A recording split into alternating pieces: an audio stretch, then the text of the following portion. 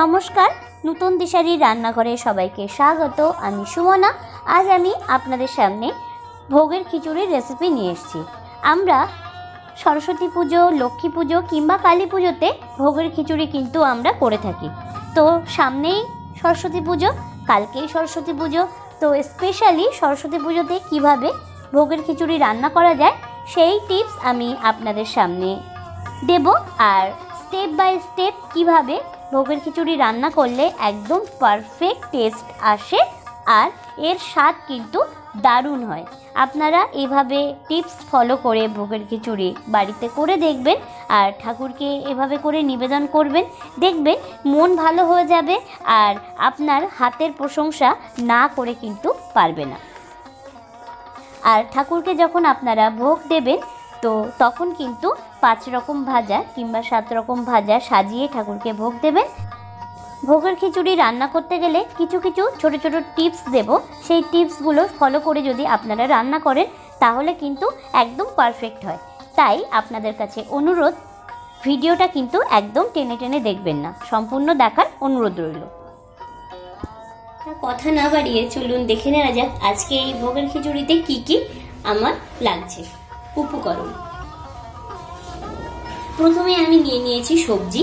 আপনারা আপনাদের পছন্দ মতো সবজি কিন্তু এখানে দিতে পারেন। তো আমি এখানে দেখিয়ে দিচ্ছি প্রথমে আমি কি কি সবজি নিয়েছি। আমি এখানে নিয়েছি বিনস, আমি প্রায় 100 গ্রাম মতো বিনস নিয়েছি। আর এখানে ফুলকপি নিয়েছি, একটা ছোট ফুলকপিকে টুকরো টুকরো করে কেটে নিয়েছি। আর এখানে আমি একটা বড় সাইজের আলুকে টুকরো করে কেটে নিয়েছি। আর কিছুটা নিয়েছি কুমড়ো, আর এখানে নিয়েছি কয়েকটা কাঁচা লঙ্কা, আর নিয়েছি মটরশুঁটি, আর আমি নিয়েছি এখানে টমেটো। আপনারা আপনাদের পছন্দ মতো সবজি কিন্তু দিয়ে নিতে পারেন। আর লাগছে আমার মুগ ডাল, আমি এখানে 150 গ্রাম মতো মুগ ডাল নিয়েছি। আর লাগবে গোবিন্দভোগ চাল। গোবিন্দভোগ চালও কিন্তু আমি 150 গ্রাম মতো নিয়েছি, মানে চাল আর ডালের পরিমাণটা কিন্তু একই থাকবে। আর এখানে যা যা মশলা আমার লাগবে আমি সেগুলো কিন্তু বলে দিচ্ছি। 8-10টা মতো কিশমিশ নিয়েছি। আর এখানে আদা বাটা নিয়েছি, প্রায় 1.5 ইঞ্চি মতো আদা আমি কুড়িয়ে নিয়েছি। আর ফোড়নের জন্য আমার এখানে লাগছে আস্ত গরম মশলা, আর 2টো তেজপাতা, কাশ্মীরি রেড চিলি পাউডার 1 চামচ, লবণ পরিমাণ মতো, আর লাগছে হলুদ পরিমাণ মতো। আর এখানে আমি কাজু বাদাম এরকম ছাড়িয়ে নিয়েছি। আপনারা কাজু বাদাম দিলে কিন্তু এই খিচুড়ির টেস্ট অনেক ভালো আসে। আর ফোড়নের জন্য লাগছে এখানে জিরে আর শুকনো লঙ্কা। 1 চামচ দিয়ে দেবো জিরে গুঁড়ো, আর 1 চামচ দিয়ে দেবো এখানে ধনে গুঁড়ো। এই হচ্ছে মশলা, খুব বেশি কিন্তু এতে মশলা আমি দেবো না। আর পরিমাণে কিন্তু মশলা খুব বেশি দেওয়া যাবে না, তাহলে এই খিচুড়ির যে স্পেশাল একটা গন্ধ আছে সেটা কিন্তু অনেকটা কমে যায়। আর লাগবে আমার ঘি, আমি এখানে ঘি নিয়ে নিয়েছি। আর লাগছে গরম মশলা। কড়াই গরম হয়ে গেছে, এই শুকনো কড়াইতেই আমি দিয়ে দেব মুগের ডাল। মুগের ডালটা দিয়ে আমি কন্টিনিউ কিন্তু খুন্তি চালাবো, আর ডালটা যতক্ষণ পর্যন্ত ব্রাউন না হবে ততক্ষণ পর্যন্ত ভেজে নেব। ডাল হালকা আমার ব্রাউন হয়ে গেছে, আমি ডালটা এবার তুলে নিচ্ছি। এরপর কড়াইতে দিয়ে দেব আমি সাদা তেল। খিচুড়ি কিন্তু আমি সরিষার তেলে করব, কিন্তু সবজিগুলো ভেজে নেব সাদা তেলে। আলু আর কুমড়োটা দিয়ে সামান্য অল্প পরিমাণ দেব লবণ দিয়ে ভালো করে ভেজে নেব। ওই তেলের মধ্যেই আমি দিয়ে দেব কেটে রাখা ফুলকপি। ফুলকপিটা একটু লাল লাল করে ভেজে নিতে হবে। আর এর মধ্যে দিয়ে দেব অল্প হলুদ। লবণটা দেব না, যেহেতু আগে লবণ দেয়া ছিল তেলের মধ্যে, তো এই কারণে লবণটা আমি দেব না। মোটামুটি অর্ধেকটা ফুলকপি ভাজা হয়ে গেলে তারপরে আমি এর মধ্যে দিয়ে দেব বিনস দিয়েও কিন্তু ভালো করে ভেজে নেব। মোটামুটি 80% পর্যন্ত ভালো ভাজা হয়ে গেলে ফুলকপি আর বিনস আমি তুলে নেব।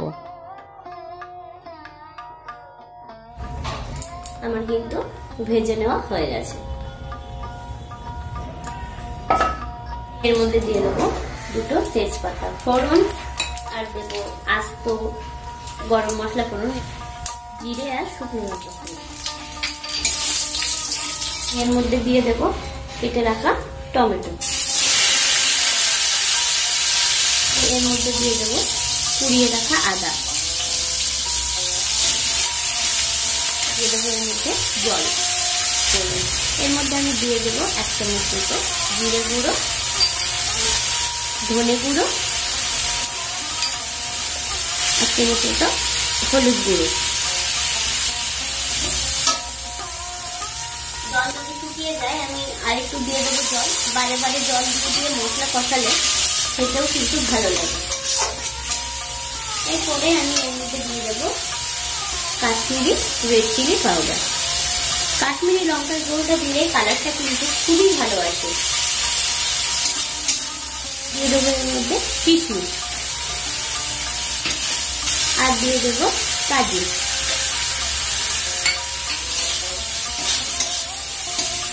এরপরে আমি এর মধ্যে দেবো 4 থেকে 5টা কাঁচা লঙ্কা চিড়ে রাখা। এরপর আমি এর মধ্যে দিয়ে দেব কাঁচা মটরশুঁটি। মটরশুঁটিটা দিয়ে 2 থেকে 3 মিনিট নাড়িয়ে চাড়িয়ে নিয়ে আমি এর মধ্যে দিয়ে দেব প্রয়োজন মতো লবণ। এরপর মশলাটা ভালো করে কষিয়ে নেব। কষিয়ে নিয়ে আমি এর মধ্যে দিয়ে দেব ভেজে রাখা মুগের ডাল, যে ডাল আমি আগে থেকে শুকনো কড়াইতে ভেজে জল দিয়ে ভিজিয়ে রেখেছিলাম ভালো করে ধুয়ে। এরপরে আমি 2 মিনিট মতো নাড়িয়ে চাড়িয়ে নেব ডালটা মশলার সাথে। তারপরে আমি এর মধ্যে দিয়ে দেব গোবিন্দভোগ চাল। গোবিন্দভোগ চালও কিন্তু আমি ভালো করে ধুয়ে জল দিয়ে ভিজিয়ে রেখেছিলাম। মোটামুটি মশলার সাথে ডাল আর চালটা 5 থেকে 6 মিনিট মতো ভালো করে কষিয়ে নিতে হবে। তারপরে আমি এর মধ্যে দিয়ে দেব উষ্ণ গরম জল। আপনারা খিচুড়ির মধ্যে উষ্ণ গরম জলই কিন্তু দেবেন, তাতে খিচুড়ির টেস্টটাও কিন্তু খুব ভালো আসে আর খিচুড়ি খুব সুন্দরভাবে সিদ্ধও হয়। তারপরে আমি এর মধ্যে দিয়ে দেব ভেজে রাখা আলু। সিদ্ধ হওয়ার জন্য যতটুকু জলের প্রয়োজন ততটুকু জল কিন্তু আমি এই খিচুড়ির মধ্যে দিয়ে দেব। তবে হ্যাঁ, একেবারে কিন্তু অনেকটা জল খিচুড়ির মধ্যে দেবেন না, তাহলে এর টেস্টটা কিন্তু ঠিক পারফেক্ট আসে না। খিচুড়ি রান্না করতে করতে যদি প্রয়োজন হয় যে হ্যাঁ জলের প্রয়োজন আছে, তখনই একমাত্র জল দিতে হবে। আর জল যতবারই দেবেন উষ্ণ গরম জল কিন্তু দিতে হবে। খিচুড়ি হতে আরও কিছুটা সময় লাগবে, তাই আমি ভালো করে একটু নাড়িয়ে চাড়িয়ে আমি আবারও ঢেকে রাখলাম।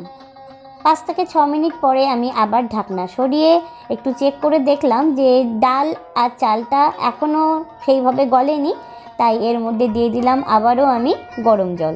গরম জল দিয়ে আবারও একটু নাড়িয়ে চাড়িয়ে নিয়ে আমি ঢাকনা দিয়ে রেখে দেব।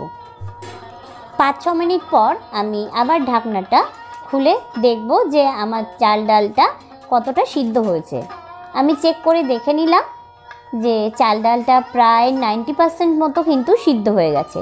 এরপরে আমি এর মধ্যে দিয়ে দেব ভেজে রাখা কুমড়ো, ফুলকপি আর বিনস। যেহেতু এগুলো খুব ভালো করে ভেজে নেওয়া আছে, তো প্রায় 80% কিন্তু এই সবজিগুলো সিদ্ধই আছে, তো ওই জন্য নামানোর আগে দিলাম সবজিটা। খিচুড়ির মধ্যে সমস্ত সবজি দেওয়ার পরে 2 থেকে 3 মিনিট কিন্তু আমি ভালো করে নাড়িয়ে চাড়িয়ে নেব। আর এর মধ্যে দিয়ে দেব 1 চামচ ঘি আর দেব 1/2 চামচের মতো গরম মশলা। খুব বেশি কিন্তু গরম মশলা দেব না, তাতে খিচুড়ির গন্ধটা কিন্তু অনেকটা কমে আসে, গোবিন্দভোগ চালের যে স্পেশাল গন্ধটা। তো খুব বেশি পাতলাও করা যাবে না খিচুড়ি, আর খুব বেশি কিন্তু ঘনও করা যাবে না। পাতলা হয়ে গেলে অনেকটাই টালটাল করবে খিচুড়ি, সেটা ভালো লাগে না। আর খুব ঘনও কিন্তু একদম শুকনো হয়ে যাবে যখন খিচুড়ি ঠান্ডা হয়ে যাবে। ঠিক এরকম যখন থাকবে তখন কিন্তু আমি খিচুড়ির মধ্যে দেব 2 চামচ চিনি দিয়ে খিচুড়িটা ভালো করে নাড়িয়ে চাড়িয়ে মিশিয়ে নিয়ে গ্যাসের ফ্লেমটা আমি অফ করে দেব। আজকের ভোগের খিচুড়ির রেসিপি একদম তৈরি। ঠাকুরকে ভোগ দেওয়ার আগে 5 রকম ভাজা যদি থালাতে সাজিয়ে দেওয়া যায় তাহলে দেখতেও সুন্দর লাগে। আর এভাবেই কিন্তু ভোগ দেওয়ার নিয়ম। খিচুড়ির সাথে 5 রকম ভাজা কিংবা 7 রকম ভাজা আপনারা আপনাদের মতো ভাজা সাজিয়ে দিতে পারেন। খিচুড়ি রান্না করার সময় যে টিপস আমি আপনাদেরকে শেয়ার করেছি, সেই টিপস যদি আপনারা ফলো করেন তাহলে একদম পারফেক্ট হবে এই ভোগের খিচুড়ির রেসিপি। যদি আমার রেসিপি আপনাদের ভালো লেগে থাকে তাহলে অনুরোধ রইল চ্যানেলটাকে সাবস্ক্রাইব করে পাশে থাকা বেল আইকনটা প্রেস করে রাখবেন। আপনারা সবাই ভালো থাকবেন, সুস্থ থাকবেন। আর যদি অন্য কোনো রেসিপি আপনাদের জানার থাকে তাহলে কমেন্ট করে আমাকে জানাবেন। অবশ্যই আমি আপনাদের জন্য সেই রেসিপি আমার চ্যানেলে নিয়ে আসব। ততক্ষণের জন্য ভালো থাকবেন, সুস্থ থাকবেন। নমস্কার।